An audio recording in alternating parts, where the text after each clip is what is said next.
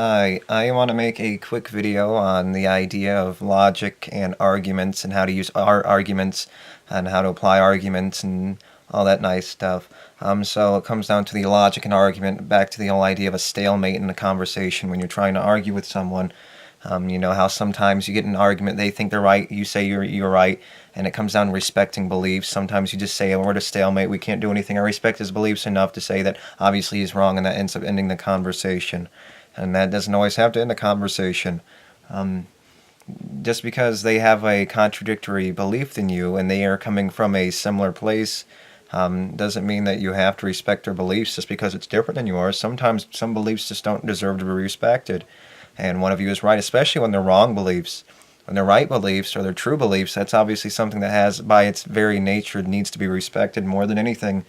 When you're wrong and it's a lie and the person knows it, even if the person doesn't know it, they have a right to say that it's a lie. And just because they call it a lie and they didn't happen to know it was a lie, or call and disrespect what you say and they didn't know it was a lie, doesn't mean it doesn't warrant it. Sometimes some things are so out wacky that they deserve to be disrespected and completely written off and whitewashed completely out of existence. So some things do deserve that criticism and that critique, that complete destruction and annihilation, complete deconstruction when it comes to an argument, disrespect an argument. And just because they have to respect yours doesn't mean you have to respect theirs. And that's why the argument comes out, because you both obviously want to argue, and it comes out from some kind of at least moderate or minor amount of disrespect from the other person's argument or coming from a different point of view. So obviously some of us are more right than others. Obviously if we're not always right, that doesn't mean we're not right on this side completely, and we're arguing two different points. One of us is more right, and that warrants in and of itself an argument worth having some disrespect over to make the argument more powerful, to come to a conclusion that seems reasonable. It comes from that idea of having at least some reasonable disrespect when it comes to knowing if a person's wrong or in the wrong place. Even if you don't necessarily know the truth, you can at least disprove them as much as you can. Get into an argument, obviously it helps to know if you have all the information that you need to disprove what they're saying, but it doesn't always need to be the case. You can try your best with the information that you know in terms of talking about arguments and proving a person wrong. So just because I say I'm right and another person says they're right, and even though I know they're wrong and I know I'm right, they can say the same exact thing, but they can say that they think they're right. They don't necessarily know they're right, but they think they're right, and just because they can say the exact same thing, and vice versa, doesn't mean that they're not wrong, and doesn't mean that you have to respect their beliefs because they're coming at it from their point of view and you're coming at it from your point of view.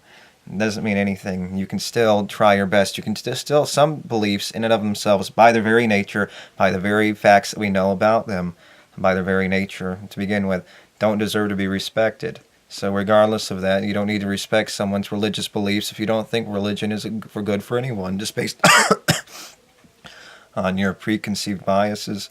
Not necessarily biases, but from the bias of truth that you're arguing from, depending on the point of view of the conversation, how you're both arguing from a point of view.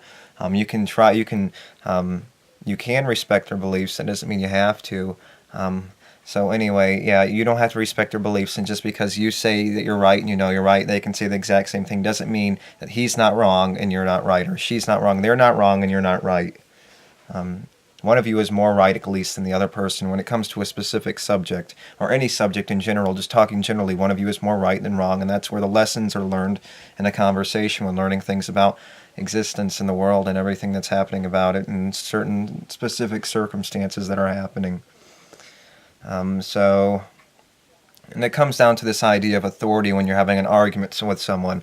Just because someone, say a king back in 14th century England, says that what you're saying is wrong based on his own biases and what he was brought up in, that's a different idea. That's a completely different subject. But just because he has the authority to put you to death or put you to the noose or put you to the guillotine doesn't mean that he's right. You're just disobeying what he has to say. And just because you have the authority to say someone's wrong doesn't mean that you're not wrong yourself. Just because you can kill them and you have more power than them doesn't mean you're wrong. You don't create the reality. You're in the reality. You're playing the game in the exact same way he's playing it. You're a mechanism. You're a piece. You're a cog in the machine. and there's nothing you could do to change that. You're still inside the game. You're still playing inside the game, and you're being gamed by the game if you're creating up your own artificial rules to condemn someone for no good reason, only for arguing for the truth or against something that you have to say, your mandate.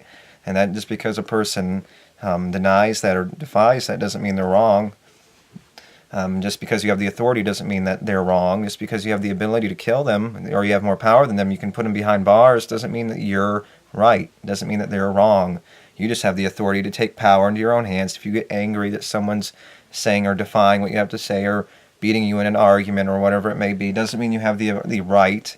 Even though you by very nature of this existence you can, doesn't mean you have the right. Just because you can doesn't mean you have the right. Just because you created the right doesn't mean you have the right. By the very foundation of existence and the idea of sentient creatures doesn't mean you have the right to do something. By nature, by the very existence, by the conditions of an objective ethics, you don't have the right to put someone to death in any circumstance, obviously, unless we can understand the idea of prevention, someone preventing something from happening further in the future, and obviously we can't do that, so we take the rights into our own hands and try to objectively, as best as we can, push or use the law to the best that we can. We can use it as an example, and we try to do our best.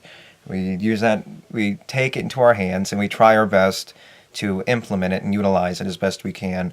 And that's all we can do. And just because you have the right doesn't mean it. And just because you disagree with it doesn't mean it's wrong. If you disagree with something, it doesn't mean it's wrong. It's wrong to you, and you think you're right. And that goes back to the idea of just because you think you're right doesn't mean you are right. And just because I know I'm right, and just because we both say the same thing, we come to a stalemate where we both think we're right and we say we're right and we can't go anywhere. It takes one step further, saying sometimes you just have to disrespect a person's belief and go beyond them and attack them personally to get a point across or get something beyond the idea of a comfort zone and some kind of argument to prove the point. There's always something to prove the point. You just have to find the right thing or the right place, the right circumstance to present something like that, the right way to mangle words or put words together to find a way to convince someone, and that's all it really takes. And just because you have a right to your own opinion doesn't mean that you have a right to say that your opinion's right, and that's what a lot of people do. They use emotional opinions that they have based on an individual circumstance or reaction, just how they're feeling in the moment, doesn't mean that it's right. And just because you're emotionally attached to it doesn't mean it's right. So just because you're feeling that you're right doesn't mean that you are right. A person can know they're right, and you can say you know you're right, but you're just fooling yourself and everyone else. You're trying to convince someone through a feeling and opinion that you have, as opposed to an emotional opinion in many cases, as opposed to the reality. And that's how a lot of people react, is to their visceral emotional reactions, jealousy, things like that. If you're jealous of someone, you hate them. You don't want it. If you're a doctor and you're jealous of someone, then you're going to treat them poorly. Or you're going to go out of your way to harm them in a very you're going to harm them. And if you're not jealous of someone, or you almost feel bad for someone, then you're going to be nicer to them and you're going to treat them well and all that good stuff. But if you're just very emotional things that can control our very actions and cause all sorts of bad things to happen. In a very overt way, you can push yourself onto these people and cause either harm or good. And if you're jealous or you don't like someone, you're going to cause them harm. And that's the very mechanism controlling this frustration that we deal with, is this frustration between, I'm not feeling good, but I treated this person like crap, so how can I expect anyone to treat me like crap, even though when they asked for help, I treated them like crap? Or I can't help them in their circumstance because I'm stuck where I am, and now I'm in a bad circumstance, and I want to get out of the circumstance, but you can't get out of the circumstance because there's no one else there around to help you. Just like the other person that you saw, you couldn't have helped them. Sort of like seeing people on the side of the road trying to change their tire or do something like that. When if I was in that circumstance, now I can't complain that no one's helping me because I didn't decide to help someone else. But we can't really work on that mechanism all the time. We can just hope for the best, and there's always going to be a likelihood that someone's going to come and help the person. There's some part of the mechanism in this whole game that we're responsible for. We're just a piece, and this reality is going to find some way to take care of some kind of problem in some way, because that's the very foundation of existence, is taking care of problems. And just because I didn't do it doesn't mean that someone else isn't going to do it. It doesn't mean I have to take responsibility, or I can't show. And obviously we show our frustration through these events, but that doesn't mean that we show it, but that doesn't mean, so we're showing our frustration. Just because we can't, we can still show our frustration, but that doesn't mean we can't feel the frustration when it comes to these kinds of things. Obviously, we're going to feel it, but that doesn't mean we can't show it just because we didn't take action. That's the point I want to make. So yeah, we can always do those kinds of things without seeming like a utter, a hypocrite or something. So we can still do those things anyway. So yeah, it doesn't mean we're stuck between a rock and a hard place necessarily. Someone else can take care of it, and you don't always have to be. Obviously, the circumstances are very malleable depending on the circumstance. All sorts of things can get in the way, and we almost find a way to either blame everything or blame nothing. Black and white kind of thing when it comes to these circumstances and prevention and things happening a different way and having a different outcome.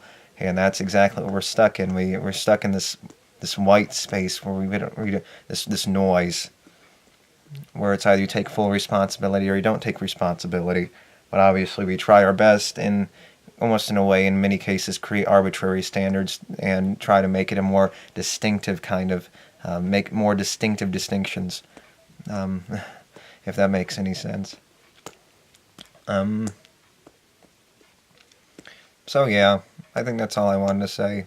Just because you have the right, it's because you disagree with it, just because it's your opinion, even though you may not understand it, even if you don't know, doesn't mean that you're not wrong and the other person's not right. And just because you come to some kind of stalemate doesn't mean the other person's not right, and you're not wrong. You can be wrong or right. It doesn't matter if you both say you're both right and all sorts of things. Another person can obviously emotionally get you if you're arguing from an emotional standpoint. Sort of like if you know you're wrong and you're arguing out of emotion or viscerally or whatever it may be. Sort of like, say, believing in a religion or something. A person can attack you emotionally when they can sort of pick up on that sign that you're emotionally attached to something, and that's can almost open the doors to a new way, not a new way, but a way of convincing someone. That can open up a way of convincing someone by attacking their emotions or their to get to them in a different way, to convince them. If it takes if it at all costs, if it's at all costs, you have to do something. And sometimes it takes the further push of going beyond the respect of someone else's opinion and just saying, I respect your opinion because you respect my opinion. You're coming from the same place. But sometimes we can almost try our best to understand that. Obviously, you wouldn't want it to happen to you, but that doesn't mean you can't do it to someone else. But sometimes we're stuck in those situations because we're crude forces. We're precious things being controlled by these forces that we have no control over. And the only thing that we have that means anything is this awareness, this thing that projects out, and there's nothing we can do but be controlled by the mechanism in us and the mechanism outside of us, which is this very same mechanism that created us to begin with. So we're stuck in this nasty, nasty kind of situation where there's nothing we can do but sit here and hope for the best. And that's all we can do up here is hope for the best and play the game. And there's nothing more. And the hoping is part of the mechanism too. The mechanism is controlling this thing. And the only thing that means anything is the projection, the feeling. And there's nothing more to that. And the very projection is at the whim of everything else. And the projection is the only thing that means anything. And without the projection, the body doesn't mean anything. When the projection is created by this reality, the mechanism, the crude mechanism, and so is the body that creates this mechanism, and the body is being controlled by the same mechanisms that created it, which are the crude mechanisms in reality leading up to the projection. So we're at a whim, and we're at a whim at our own. We're a slave to the very reality that we're living in. So yeah, there's nothing more to say about that. We're stuck in a very bad place. Sorry. So that's all I want to say. So thank you, and until next time, bye.